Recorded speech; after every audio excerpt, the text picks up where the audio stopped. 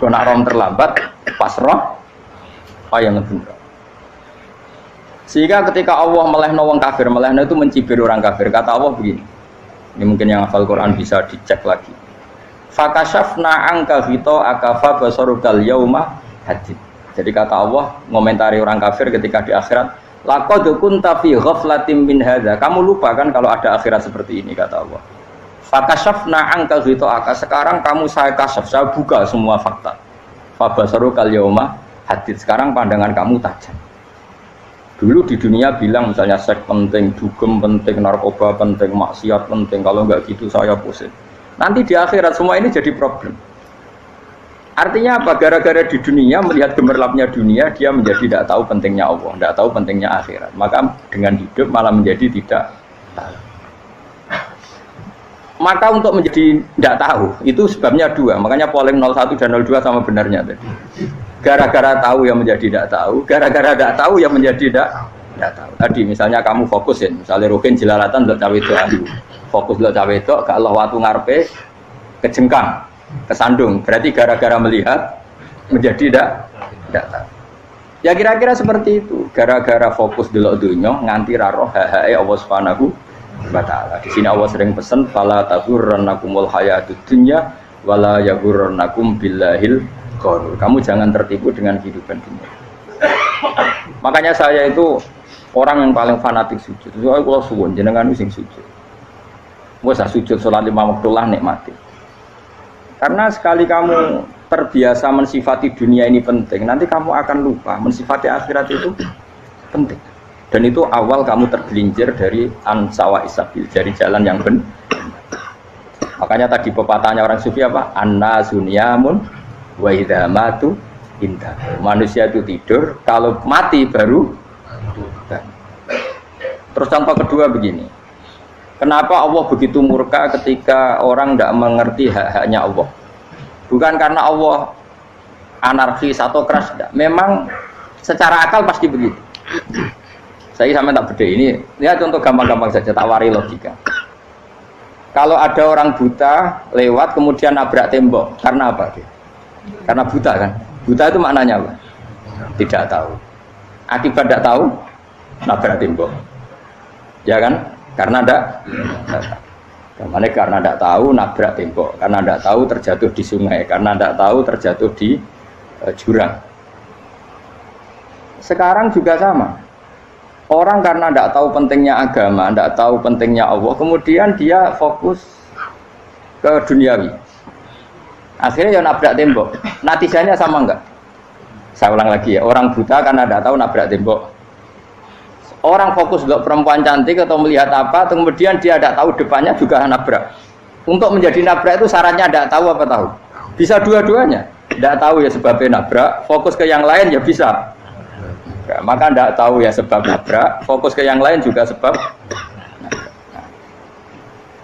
Nah mata kita, hati kita ini sudah dipenuhi hal-hal yang tidak penting, sehingga kita lupa dari hal yang penting. Kayak tadi kita mau minum kopi saja, fokus sampai meninggalkan anak main sampai jatuh. Berarti minum kopi sebenarnya tidak satu kebodohan, tapi ketika membiarkan anak kecil jatuh itu adalah kebodohan. Sebetulnya makan menikmati dunia itu tidak kebodohan, tapi ketika Anda melupakan Allah itu menjadi satu apa?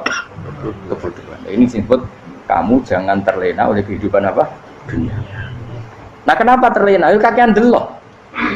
Mulane Nabi ora tau delok dunia. Nabi saya ini talatah gitu di wali, tapi mukadimah. Kulon itu belum pernah delok. Saya pernah punya kakak wakil bupati, punya teman gubernur banyak tuh. Kalau delok susu ramani, mereka khawatir seneng. Nabi itu pernah, Nabi itu jenenge manusia pernah lewat gitu. Kemudian tonggo-tonggone Nabi kebetulan pas pulang bawa unta-unta banyak.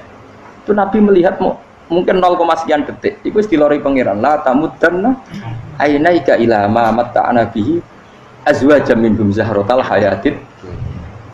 Jadi misalnya koyo Rukin misalnya dulu wong numpak Alphard pejabat ono sing bukakno. Enak aja nak jadi wong ngene iki. Kalimat itu direkam oleh Allah bahwa Mustafa pernah ngomong enake jadi wong iku numpak Alphard ono sing bukakno. Tapi kan tetap kirim. Sehingga nanti di akhirat kalimat itu direkam. direkam misalnya nanti ternyata yang numpak Alphard misalnya nyon sewu misalnya yang numpak Alphard tadi tetap di neraka, kamu ya ikut di neraka. Karena dia menikmati Alphard lali akhirat, kue yang ngangen-ngangen kepengen seperti itu. Maka poinnya sama. Kalau pun rokok bareng. Terus ada orang sujud di musola, melarat sujud. Kue gak pernah enak itu wong iku.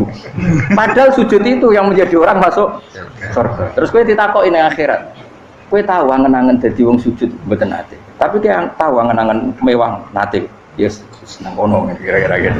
Lha iku latara undal pas kue roh ilmu yakin pas wae mlebu neraka. Iki mulane tak ajari dini kiat-kiat supaya kira mlebu.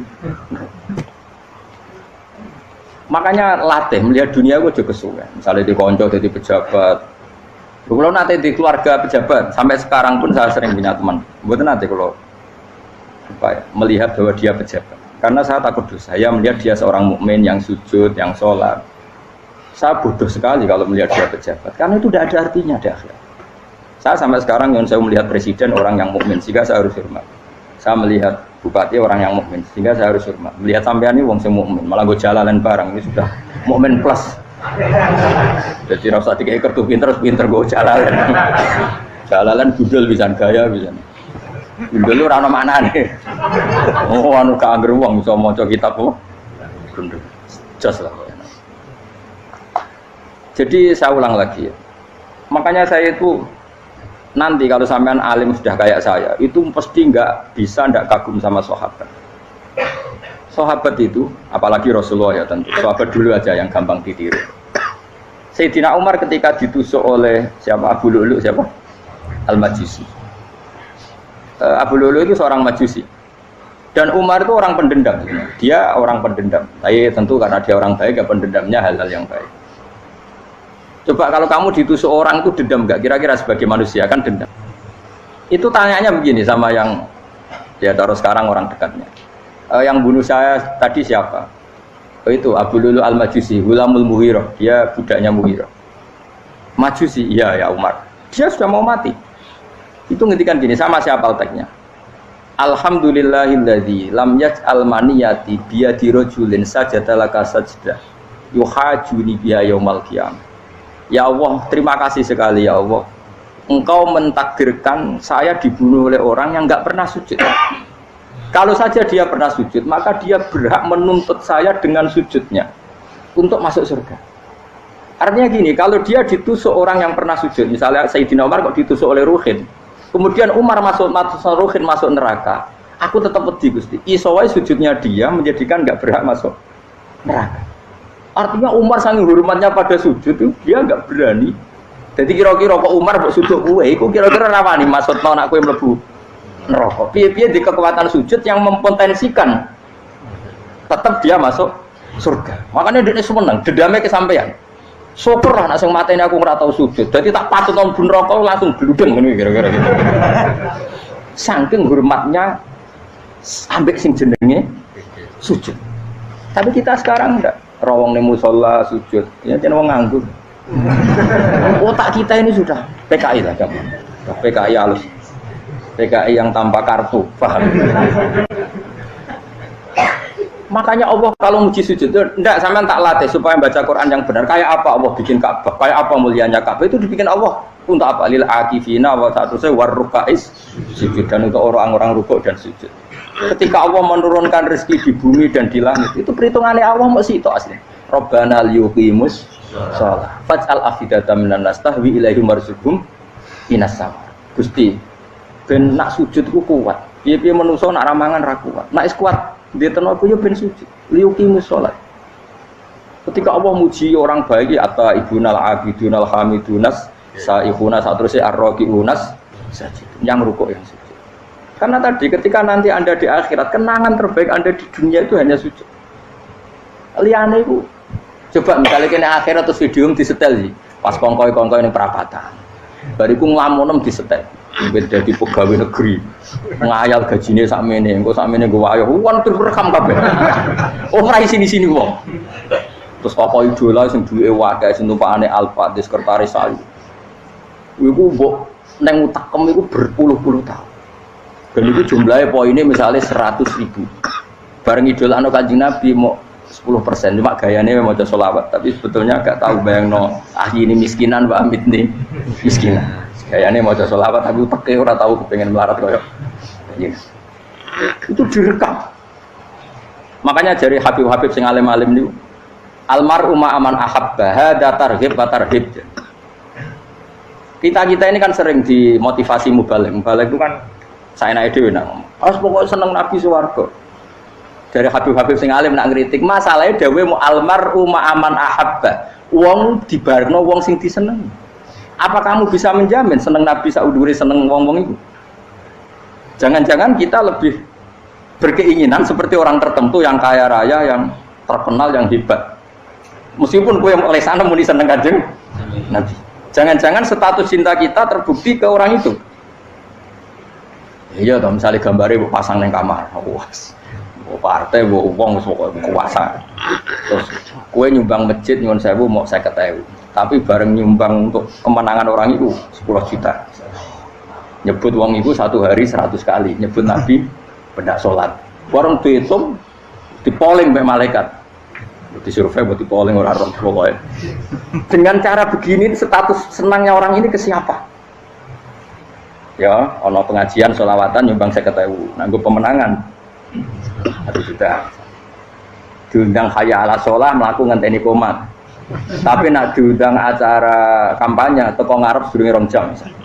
Dari sekian di polling, terus kadar cintamu ke siapa coba? Dari sekian indikator misal cara polling.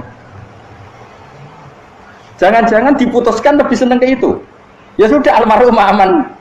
Apa? Makanya kata orang-orang alim almarhum apa? Orang itu terserah disenangi. Masalahnya kita tidak ada jaminan lebih seneng Nabi. Ya ora ono jaminan ya saya sampean misalnya. Hitung dhewe-dhewe ora usah meneng terus kok wedi dosa wis kadung dosa iku wis kadung.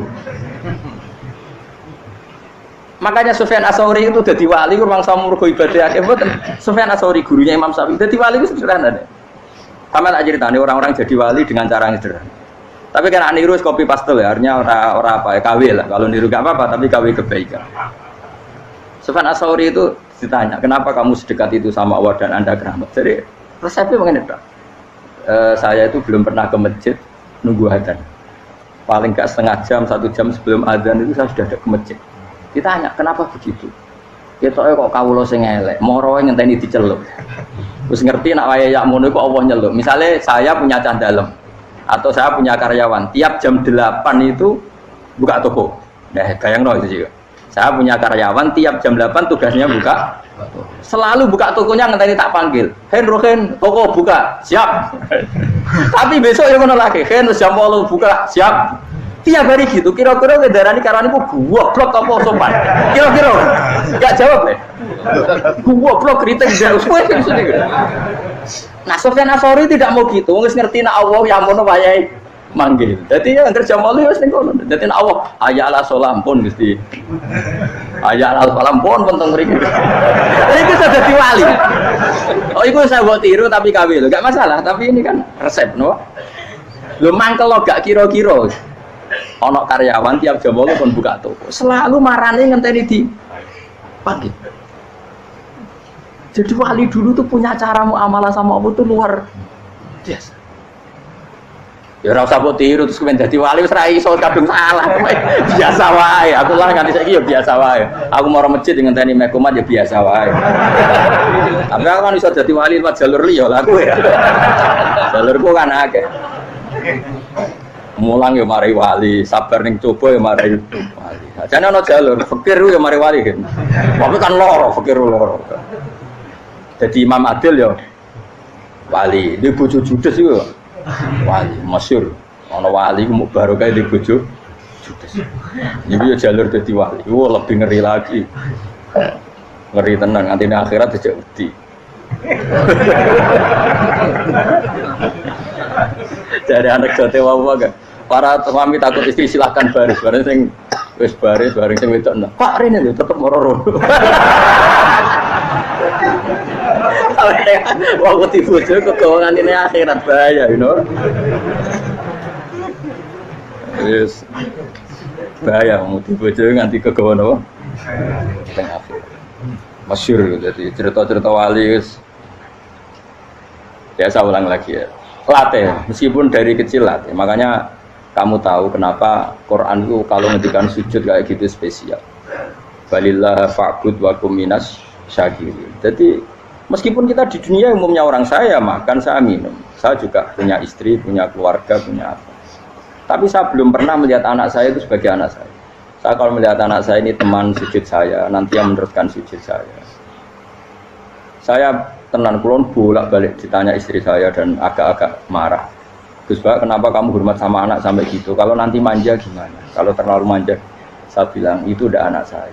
Itu nanti yang meneruskan sujud saya, meneruskan rukuk saya nanti pasti mati. Dan saya butuh di bumi selalu ada yang sujud sama Allah.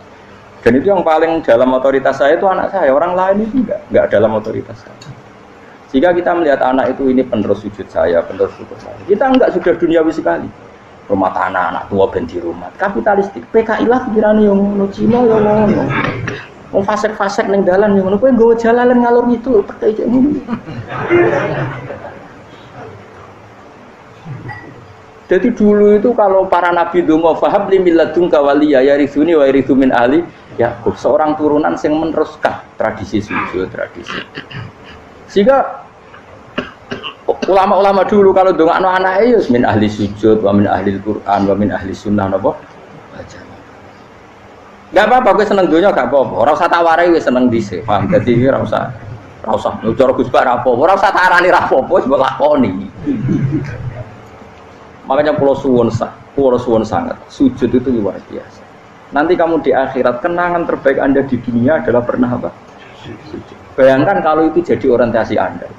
Anda berpolitik, cek melok partai Gerindra, cek Golkar, cek PDI supaya jadi penyuara sujud tidak dilarang di Indonesia karena umat Islam mayoritas. Saking mayoritasnya sampai pejabat rasolat terawani. Beberapa pejabat rasolat bakal dipilih. Itu berarti kamu berpolitik niat bikin satu pressure supaya standar orang benar adalah sing nopo sujud itu ya benar. Kok yang kaya kerja biar bisa beli tanah untuk masjid.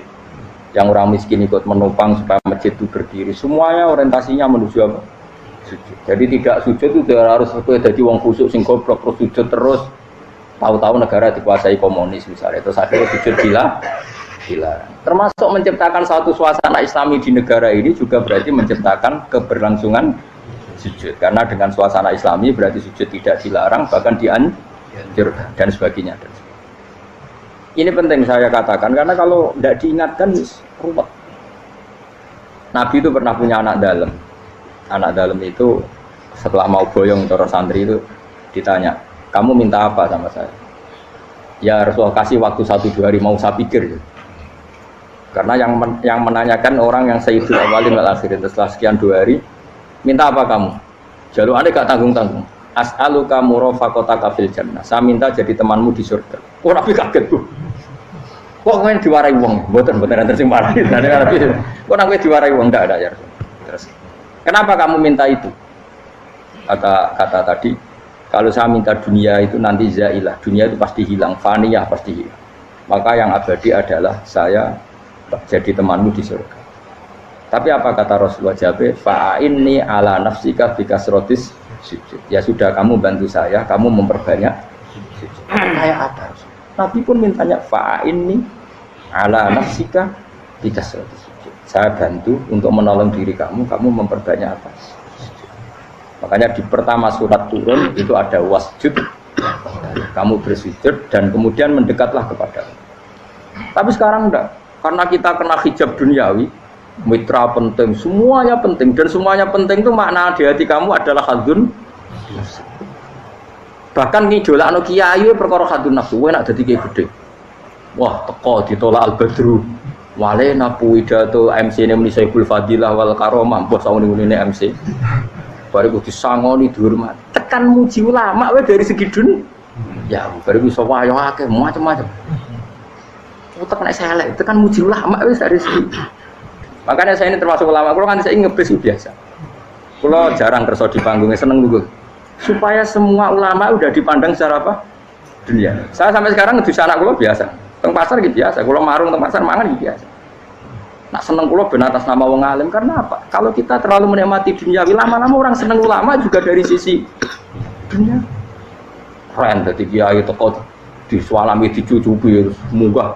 Ya enggak apa-apa itu enggak dosa sebenarnya, tapi takut saya utek elek-elek ini mungkin dolakno perkara duniawi, show-nya itu to, Pak. Dadi wong ngene tak pikir teko ngaji bar wis warmu paham karmu ora karep. Mulan ngarep ngaji karmu. Mesti rugi kowe ya, aku tenang ae aku. Ben orang itu latihan ikhlas, napa? Latihan. Kalau kadang gitu protes tiang-tiang. Gus, jenengan sekali-kali nak tidak tak derekno kok umum. Aku itu tidak mengharamkan itu, meneh kula dereng tuwa. Dereng haji malah turun, topa meneh. Dalane ra roh dereng kiai malah ngel-ngel topa. Nah, Rukin tahu tak mendarat nang kota, akan sepeda motor kan terno ning gone Malibu. Dalane ora roh malah yo neraka. Lha kan jalan akhirat ora roh donya ora roh. Lah tak koyo wong ijo urip. Jalan dunia ora roh, jalan akhirat ora mbok roh iku apa. Repot. Jadi kenapa saya enggak mau, bukannya menolak, saya senang kalau kiai-kiai terhormat, senang sekali. Saya senang kalau ada ulama dihormati karena supaya jadi tradisi ulama itu terhormat. Tapi jangan semua ulama mau dihormati. Nanti lama-lama jadi siklus. Tekan mencintai kiai saja karena fasilitas. Gue seneng jadi imam masjid akbar, masjid Istiqlal, imam besar. Seneng mergo kenal presiden, datang dikawal. Seneng jadi sudes, wah keren, sholat ngarepe akbar, teko dikawal askar. Ya kalau seneng karena itu kan berarti menjadi dunia. Itu sirinya kenapa Rasulullah ketika ba'da Fathi Mekah sudah menguasai Mekah, sudah naklukkan Mekah Madinah. Nabi itu satu hari terbiasa mau sarapan saja kadang nggak ada yang dimakan. Tanya ya Aisyah, apa saya bisa sarapan? Enggak ya Rasulullah. Ya sudah saya tak puasa. Supaya tetap terkontrol bahwa umatnya mencintai beliau bukan karena kebesaran. Itu Rasul. Itu setelah periode Mekah loh. Jangan kira itu periode Medina. Apa? Itu periode apa? Medina loh. Periode yang setelah Nabi punya segala. Tapi Nabi tetap seperti itu. Kenangannya Aisyah sebagai istrinya apa coba? Dia cantik sekali. Aku tahu jajal turun ngarepin Nabi terlentang. Ya Nabi tetap sholat. Nak beliau sujud sikilku tak ingkretno. Nak beliau ngadeg tak lonjoro meneh. Jadi Aisyah wa ana muqtaridotun bene adi turu terlentang. Jadi cara ya sudah terlentang. Wong Nabi nak salat suwi dia tetap salat. Begitu bojo ayu ora ngrasa salat. Bojo elek ora salat ngono. Bojo elek amen junub meneh apa. Kowe ora kena nggo contoh kasus wis wong kasus. Kowe di bojo ayu prawan turu karepku siksa salat ora bos misale lho. Pemene wong jegoten wae tambah over. Mustofa lho kula ora ngenyek jegoten liyane ora sibuk. Mergo nang ngenyek wong akeh dosa, nang ngenyek wong sitok ora. Misale dosa wis tak hitung mau ke sore. Aku ngenyek dosa sitok, mulang ganjarane 10, cek susuk piro? Cek surplus orang dagang cek. Badi. Iku kan adene ra ikhlas. Ora ikhlas aku yo ora ikhlas ilmuku, malah lara. Malah ngerokok ping 13 sebenarnya. Makanya ini dipikir ya, saya ulang lagi harus dipikir secara matang-matang bahwa kita tidak boleh terlena oleh kehidupan dunia. Menjadi bodoh kan Anda minum teh, kemudian anak Anda jatuh di pinggir Anda. Paham? Nah, sekarang menyangkut mukjizat. Ini masih tentang ayat ini, nanti sampean tahu logikanya. Tak bedain, tidak jawab satu-satu aja karena iman sarannya harus tahu fa'lam itu tak tahu fa'lam annahu la ilaha. Ketika sekarang telur saya memberitahu misalnya telur ini udah dipitik cara kowe mungkin tor, ayo jawab satu-satu mungkin kan tapi pertanyaannya saat telur menjadi pitik kemudian mungkin dan ayam ini bisa terbang, bisa selingkuh, bisa punya anak turun itu menjadi mungkin itu kan kamu pun tidak ikut menciptakan. Ikut nggak kamu menciptakan telur menjadi ayam? Tidak kan? Kan di luar kudrah kamu, di luar kemampuan kamu. Tapi kamu bilang itu mungkin. Ada onta yang buting, yang sudah hamil sudah. Kamu bilang nanti onta ini mau punya anak dan anaknya nanti bisa jalan seperti induknya. Kamu katakan apa? Mungkin. Tapi saat Anda katakan mungkin, Anda ikut menciptakan enggak? Enggak kan? Tetap itu kudrahnya Allah. Tetap itu. Maka para nabi itu tidak tahu bedanya antara unta yang keluar dari indukannya dan keluar dari batu. Itu syaratnya jadi nabi, syaratnya jadi wali. Nah, saya kira nabi. Makanya Nabi Soleh ditakoki, bukti nak kudrohe pangeran ubi. Lah kamu minta apa kata Nabi Soleh? Silahkan ada unta keluar dari batu itu. Nabi Soleh bisa. Ya tenan terus unta keluar dari batu. Terus kaumnya gawok. Wah kok hebat tenan unta metu kok batu. Jare Nabi Soleh, ya padha karo unta lahir kok indukane. Bedane apa? Ya beda.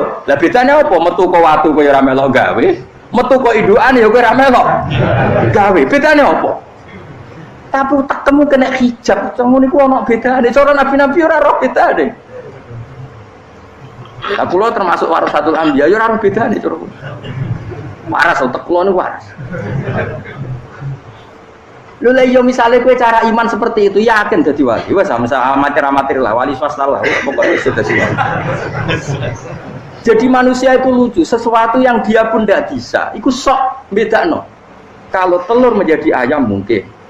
Sapi keluar dari indukan mungkin. Biji padi menjadi padi besar mungkin. Tapi nak watu kok jadi biji padi mukhal. Lu saat yang dikatakan mungkin-mungkin itu apakah manusia ikut memberi? Tidak kan? Ikut menciptakan? Harusnya kan dia terbilang, yo aku menyaksikan itu karena ada kekuatan X yang menciptakan itu. Harusnya dia kalau mau konsisten kan, saya tidak bisa menciptakan telur jadi ayam, tapi ada kekuatan lain yang menciptakan dan saya tidak bisa. Jadi telur keluar dari ayam ya kita tidak bisa menciptakan. Sapi keluar dari indukan ya kita tidak bisa menciptakan, termasuk untanya Nabi Soleh yang keluar dari batu besar kita. Makanya semua Nabi itu tidak tahu bedanya, itu bedanya Nabi dengan enggak Nabi. Makanya Nabi itu tenang ya, masyhur. Ketika perang Khandaq, Nabi itu kelaparan. Kemudian Jabir datang, ya Rasulullah, istri saya menyiapkan makanan untuk orang 6 karena kambingnya hanya kecil. Maka hanya orang 6 saja yang kau boleh datang ke situ. Tapi Rasulullah dengan santainya, ya ahlal Khandaq. Padahal yang ngeduk Khandaq itu sekitar 3.000, ya ahlal Khandaq. Halumu ilayya yo ke Jabir karena Jabir sona atau aman bikin makanan untuk kalian. Itu 3.000 orang. Wah, Jabir dimaki-maki sama sudah bilang untuk orang 6 Nabi, ya apa-apaan orang banyak itu mesti tidak cukup. Kita mana? Nabi santai. Bilang ke istri kamu Jabir jangan buka makanan itu kecuali saya. Ya, makanya Nabi matur pengiran. Gusti ini cukupkan untuk orang banyak. Sama Allah di ACC ya terus cukup. Karena bagi Nabi tahu betul. Sekarang ketika beras menjadi beras, apa dalam kudrah kamu, dalam kemampuan kamu, enggak kan? Ketika sistem tubuh kita makan kemudian jadi kenyang, apa dalam kemampuan kamu? Kue muni mangan maknane sego bolebokno mulut, terus kue darani punya kemampuan makan. Apa setelah itu kamu mengendalikan sistem saraf kita, sistem urat kita? Enggak kan? Jadi Nabi ora roh bedane, justru itu jadi Nabi. Karena dia enggak pernah terjebak, Nabi enggak pernah terjebak oleh yang dili. Makanya cara pangeran wa ma min dabatin fil ardi wala ta'iri yatiru bi janahihi illa umamun amsalukum. Ketika orang kafir minta bukti kudrohe Allah iku apa? Kok kanjeng Nabi didono manuk. Lah manuk terbang gak bukti kudrohe Allah. Ya biasa manuk terbang, wis suwe manuk terbang. Bukti kudrohe ning ndi? Lha iku teke wis semper. Lha bukti kudrohe ya kowe ora iso gawe kan? Tapi maksudnya wong kafir bukti kudrohe pangeran ku gawe unta kok watu. Lah bedane apa mau khale unta kok watu ambek kok indukane? Bedane apa jajan? Wong ibuke unta ya ngrasa gawe. Apa ibuke unta bisa menciptakan anak-anak unta? Kan tidak bisa juga. Manusia juga ada. Jadi itu wis cukup dadi kudrohe. Tapi manusia angger barang sering terjadi darani mungkin. Maknane mungkin dekne sing nentukan mungkin atau tidak.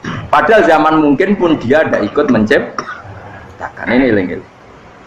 Makanya itu kenapa Allah akhirnya bikin mukjizat supaya orang itu ingat kedahsyatan kudrohe Allah. Sebetulnya mukjizat itu tidak penting.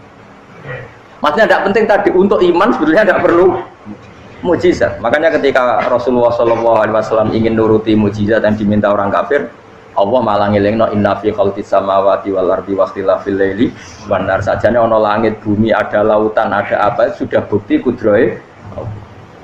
Nah sekarang mukjizat kok ngenteni unta keluar dari apa tadi? Batu, ngenteni Nabi Soleh. Lautan merah di sebelah tongkatnya Nabi Musa terus terbelah. Itu dari mukjizat. Kalau itu maknanya mukjizat karena manusia tidak mampu. Apa manusia mampu bikin lautan? Kan tidak mampu juga. Kenapa itu tidak dikatakan